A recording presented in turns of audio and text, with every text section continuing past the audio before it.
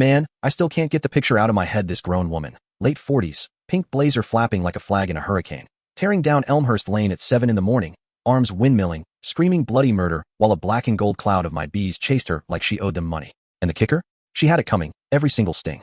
Around here we used to joke that karma takes its sweet time, but now sometimes karma just buzzes right up your sleeve and reminds you who's boss. Hey, quick favor before I spill the whole pot of honey, drop in the comments where you're watching from and what time it is on your end, because this one's gonna sting a little, and I want to know who's riding shotgun with me. Also smash that subscribe if you haven't. Trust me, you'll thank me later. So, 5 years back I hung up my paramedic boots after 2 decades of pulling people out of wrecks and talking them off ledges, and all I wanted was quiet, real quiet. The kind where the loudest thing is a lawnmower 2 streets over, or the low hum of my hives tucked against the back fence.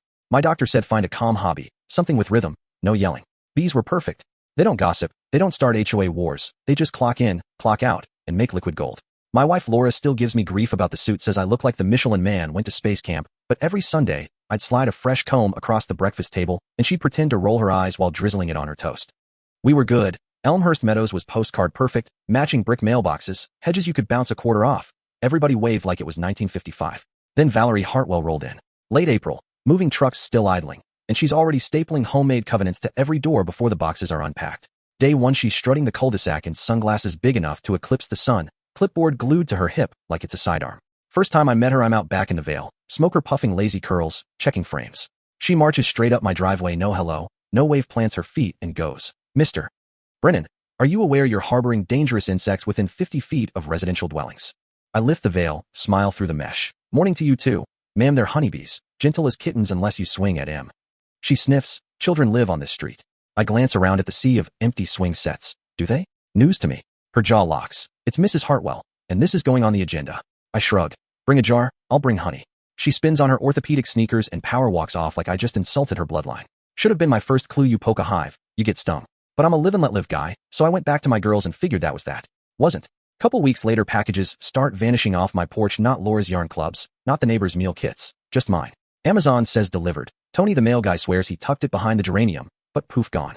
Third time it happens I check the ring cam, and the cord's pulled clean, no forced entry, no smudges, just surgical. I'm scratching my head when my neighbor Dave, ex-Marine, quieter than church mice, leans over the fence, voice low. Didn't come from me, Jake, but I saw Valerie scoop one up last Tuesday, said she was securing it from porch pirates. I laugh, think he's pulling my leg. Dave just raises an eyebrow. She quoted some HOA subsection man. That night, I'm in the garage, bees drifting in the dusk like slow-motion glitter, and I say out loud to nobody, you know, ladies, you run a tighter ship than the entire board combined. Because bees don't steal from the next colony over. They don't hoard someone else's pollen. They respect boundaries. Maybe that's why I took it personal. Next morning, I'm at the little HOA shed by the pool. Pam, the secretary's there. Been baking cookies for meetings since Reagan, and I ask real casual. Any bylaw about neighbors playing FedEx? She blinks. Course not. That's federal mail, sugar. I nod, thank her for the snickerdoodle, and walk out knowing Valerie isn't enforcing rules, she's writing them in crayon and daring us to object. I could have marched across the street, kicked her door till it rattled, but 20 years riding an ambulance teaches you yelling just spikes everybody's pressure. So I waited, gathered receipts, printed stills from the restored cam. 10:42 a.m. Tony drops the box. 11:17 Valerie swoops in, pink blazer, pearl necklace, bends like she's picking up the Eucharist, tucks it under her arm, and struts home. I watched it 3 times, blood humming louder than the hives. Sent her a text real polite. Hey Valerie, looks like you grabbed my smoker parts today, appreciate the lookout, mind swinging it by tomorrow? She fires back. HOA has received reports of suspicious activity, you may retrieve it at the next meeting. I read it to Laura over wine, and she snorts so hard Pinot comes out her nose. She's holding your stuff hostage now. I grin. Guess I'll bring popcorn to the meeting. Meeting night, the clubhouse smells like burnt coffee and desperation. Valerie's at the podium like she's accepting an Oscar. Unattended parcels pose a clear and present danger. I raise a hand. Question, Madam President, you authorized to confiscate U.S. mail? Room goes pin drop. She forces a smile tight enough to crack porcelain. This isn't about me, Mr. Brennan. I tap the folder. Funny, because I've got 6 stills of you doing exactly that, including one where you're sniffing my beef frames like they're evidence. Couple chuckles ripple. She goes scarlet. Discussion closed, file in writing. I slide the folder across. Already did carbon copy to Sheriff Alvarez. Her eyes flick to the exit like a trapped cat. She laid low a week, no dawn patrols, no passive-aggressive post-its. But then another box vanishes, this one a $200 nuke of Carniolan Queens. That was the line. I built a decoy. Old Amazon box, GPS puck, motion-triggered fish marker die, note inside in bold sharp a smile. Valerie, you're on candid hive camera. Labeled it fragile premium honeycomb samples. Tony drops at 9:30 a.m. I'm on the couch pretending to read the paper, tablet open to live feed. 10:11 she glides by, Dog princess sniffing every mailbox, spots the box, looks both ways like a bad spy movie, scoops it, and power walks home. Tracker pings signal parked in her garage. I give it an hour, stroll over watering can casual. She's out front pruning roses, acting like she's on HGTV. Morning, Valerie, lose something? She jumps, shears freeze mid-snip. I hold up the phone, blinking smack in her car. That's funny, my package took a field trip. She recovers fast. I was going to return it. I step past her, peek in the open garage stack of my boxes, still sealed, lined up like trophies. I whistle low, busy girl. She blocks the door. You're trespassing. I smile. Pot, kettle, federal crime. She glances at her palms dye, already blooming yellow. Face goes the color of skim milk. She drops the shears, bolts inside. Door slams so hard the wreath jumps. By sundown the Vice President Roy calls, voice sweating. Valerie filed a stalking complaint. I laugh. Tell her to bring the dye-stained gloves as Exhibit A. Emergency meeting gets called for 8 sharp. I walk in with a thumb drive and zero chill. Valerie's front row, hand wrapped like she lost a boxing match, scarf tied dramatic. Roy clears his throat. Let's keep this civil, Valerie launches. He's weaponizing insects and spying. I pop the drive into the ancient Dell, hit play. Crystal footage. Her trespassing, snatching, scurrying. Audio catches her muttering community standards, while dye explodes in the garage. Room loses it. Dave from next door wheezes, same blazer, Val, hard to deny. Roy pinches the bridge of his nose. We can't condone theft, folks. Valerie slams her good fist. Then ban the hives. Roy sighs, we'll table it.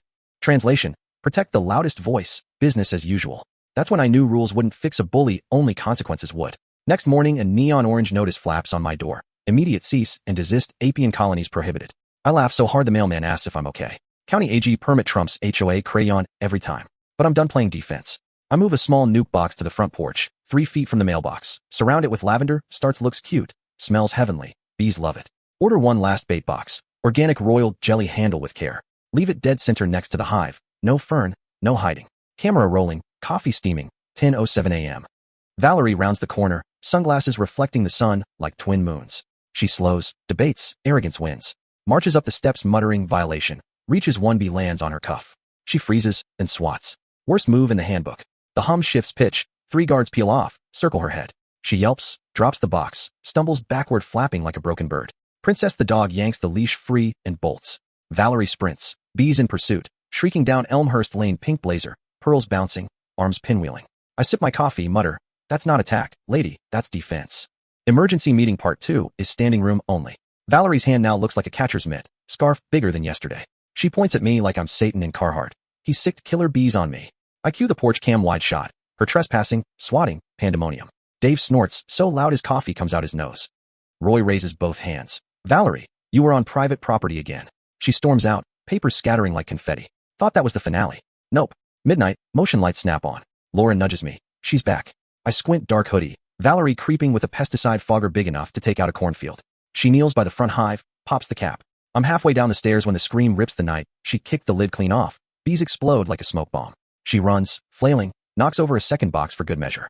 Swarm pours after her, straight into her open front door, before her husband can slam it. Next 5 minutes is a horror flick crashing, yelling, glass breaking. Sheriff Rollins, same guy who cleared my hives weeks earlier, pulls up, takes one look, smirks. Nature's HOA, huh? Paramedics treat her for 20 stings, nothing life-threatening, ego most definitely in ICU. But Valerie doesn't learn, she escalates. 3 nights later, 2:17 a.m., white HOA magnetic SUV idles at the curb. She's back in full hazmat gloves to her elbows, ski mask, shovel, bug spray. What she doesn't know, I loaned the active hives to Dave for his apple orchard, left an empty decoy right where she's digging. She kicks it over, triumphant, then Dave's motion light floods the street. Real swarm lifts off his fence like a golden tornado, homes in on her chemical perfume. She drops the can, sprints, trips over her own shovel, bees diving her hoodie like it's a piñata. She dives into the SUV, slams the door too late, a dozen ride shotgun. Engine roars, tires squeal, she fishtails down the block, horn blaring, headlights strobing. I'm on the porch in boxers dialing 911. Yeah, send a unit before the HOA president wraps her Escalade around the community fountain. Cops find her half in her driveway, engine running, windows fogged, bees pinging the glass like hail. Rollins shakes his head. Trespassing with intent to destroy protected pollinators, that's a new one. Valerie's on the curb, ice packs on her neck, mascara rivers, glaring at me like I hexed her. I fold my arms. You okay? Bees just enforced the bylaws for you. She spits. This is your fault. Rollins chuckles. Ma'am, you brought raid to a hive fight. Next day the block chat blows up. Somebody's ring cam caught the whole midnight demolition derby, titled HOA Queen vs. The Swarm Round 3. By noon it's got 2,000 reactions. Roy resigns for health reasons. Board suspends Valerie pending investigation. County slaps her with a $750 fine for unauthorized pesticide discharge. 2 weeks later, a for sale sign stabs her lawn. Moving day, I'm out front deadheading Lavender. She's loading the last box, sunglasses hiding the fading welts. Pauses, voice small. You think you won. I wipe dirt off my hands. Nah, Valerie the neighborhood did. She climbs in the truck without another word. 1B lands on her rear window. She guns it like it's a Hornet. Peace settles in like fog after a storm.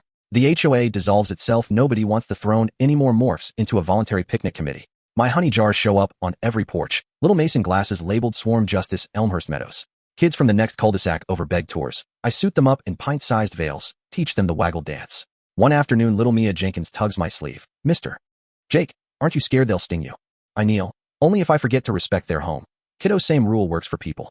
One morning, the mail brings a plain envelope, shaky cursive. Jake, the doctors say I was lucky. My husband filed papers the day after the last swarm, said the HOA was the only thing I hadn't ruined yet. I sold the house to cover bills. Tell the new folks the lavender's perennial. I stare at it a long time. Then set a fresh jar on their old porch rail. No note, just sunlight catching the gold. Fall rolls in, hives fat and humming, lavender a purple ocean. Laura and I sit on the swing, her head on my shoulder, fireflies blinking like slow applause. She murmurs, you didn't break her, you know. I nod slow. She broke herself the minute she forgot a neighborhood isn't a kingdom. The hum drifts over, steady, protective. I whisper to the boxes. Good job, girls, you defended more than honey. So yeah, if you've got a Valerie in your life trying to write rules on your doorstep, stay calm, stay kind, gather your evidence, and let your hive speak, because karma doesn't always need a gavel. Sometimes it just needs wings. All right, your turn. Drop a comment.